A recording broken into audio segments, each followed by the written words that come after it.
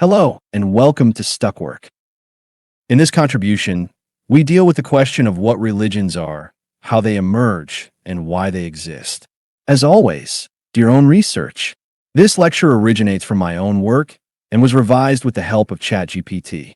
Since I produce these videos in German, English, and Swahili, you will unfortunately have to put up with a computer-generated voice. I hope everything is understandable. The images, by the way, were generated by ChatGPT and Grok.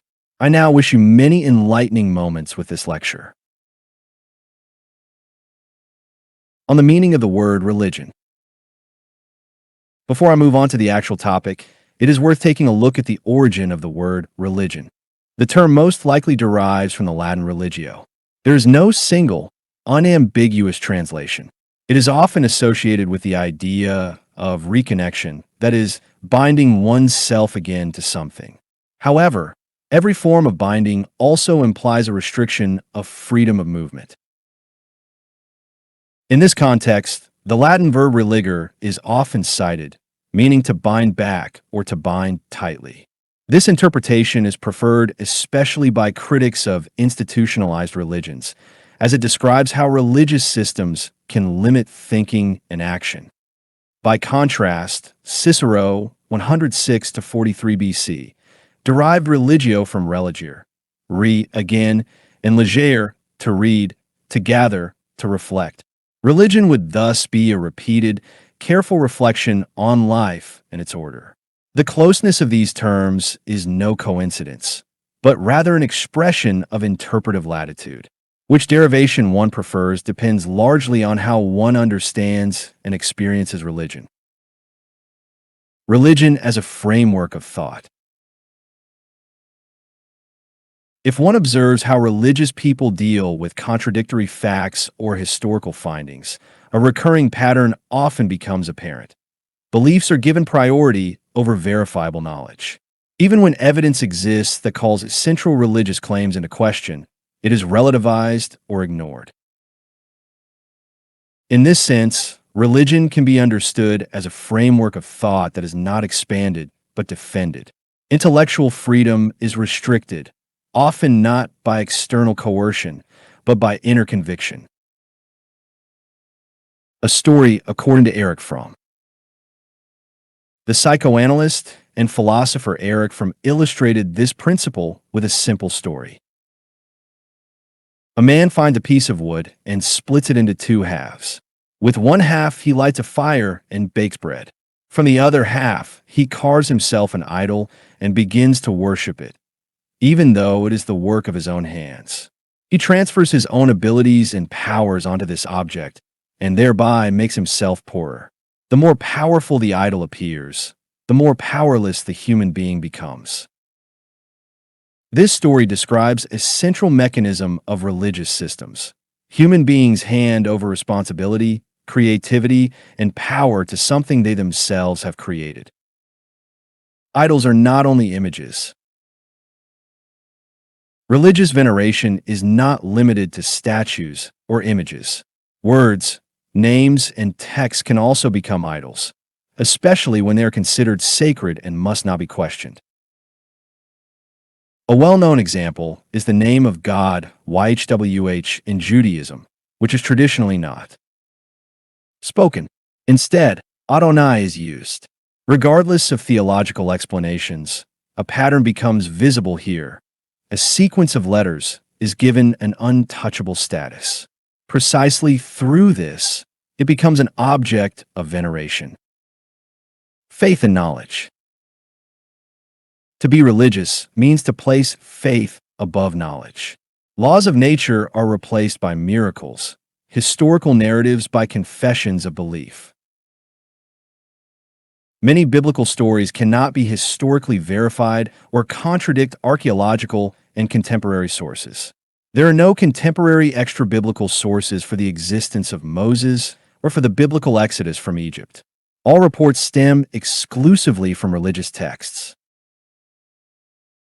This becomes problematic where scriptures of faith are not understood as such, but are treated as historical facts.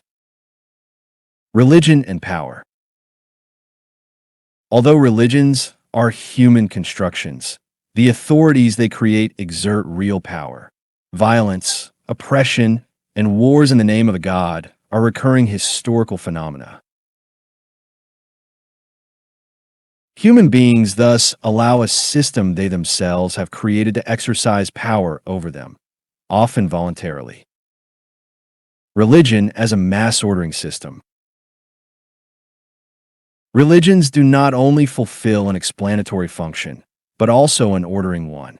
In very small communities, rules, norms, and responsibility can be maintained through direct relationships. People know one another, behavior is visible, and sanctions are of an immediate social nature.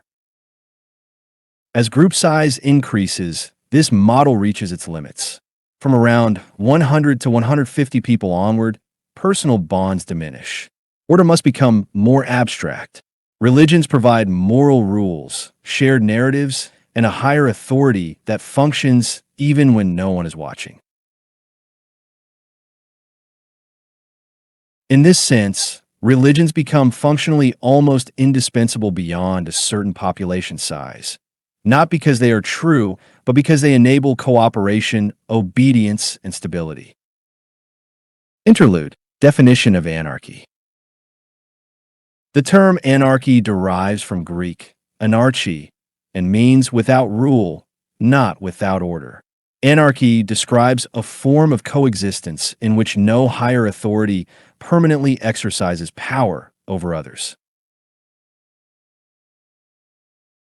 Order emerges from the bottom up, through direct relationships, mutual responsibility, and voluntary cooperation.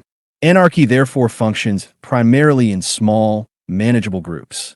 When this principle is transferred to large, anonymous societies, the impression of chaos arises, a misunderstanding that still shapes the image of anarchy today. Transition. Small groups without religion. If one considers these connections, it becomes clear that order does not necessarily require domination, at least not in small communities. Their personal relationships can accomplish what, in large societies, can only be achieved through religion or other abstract ordering systems. Historically, there were movements that functioned precisely under these conditions. The Way. One of these movements called itself the Way. I have already presented it in another video.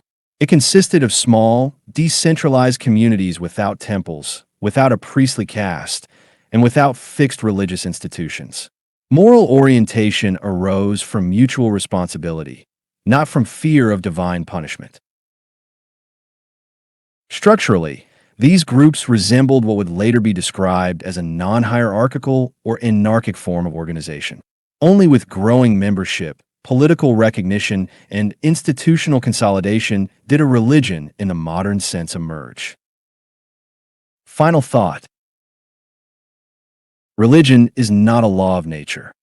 It is a human construct, arising from the need for explanation, order, and control. Whether one submits to it or questions it critically is not a matter of faith, but of intellectual self-determination. Thank you for watching this video. Like it and subscribe to the channel. But far more important, do your own research because after all, what do I really know?